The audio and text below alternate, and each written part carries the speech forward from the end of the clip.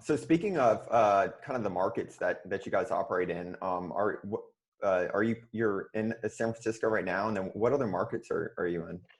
Yeah, so we're in New York, DC, and Philly right now, but we're working on building something new that would allow us to scale like nationwide very quickly. Mhm. So I think that's the thing. I think when you're raising capital, the slog is very unattractive. They want to see some kind of enterprise SaaS or some kind of totally digital marketplace that doesn't require building up standing armies in each city.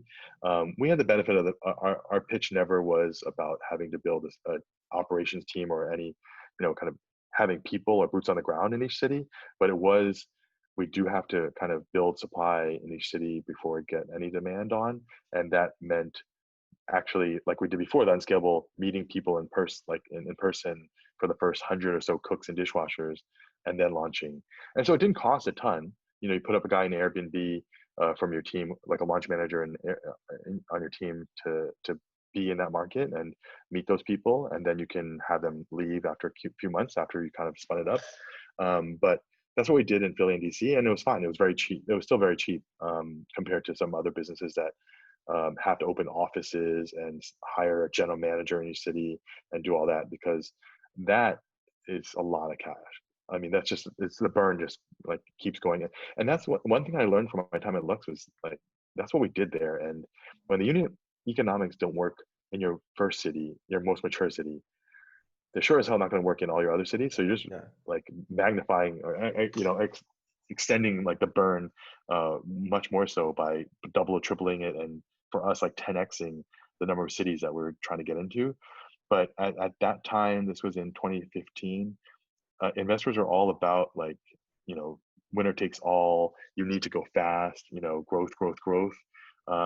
But growth with bad unit economics is a disaster waiting to happen. So I think everyone needs to. I think focusing small nowadays is not a bad thing. You'll get cash if you even just dominate one city and Mhm. prove that there's something there.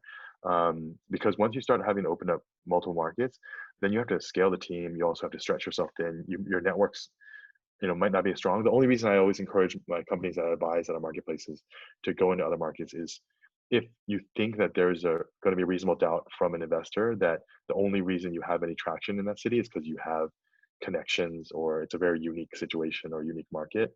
And they'll be like, because San Francisco is always like, oh, you can't prove anything there because it's a weird place. And of course, they try anything. If you try to do this in another city, it's not going to work. But if we for us, New York's the biggest restaurant city in the world, and proving it in New York means like it could work. You should be able to work anywhere.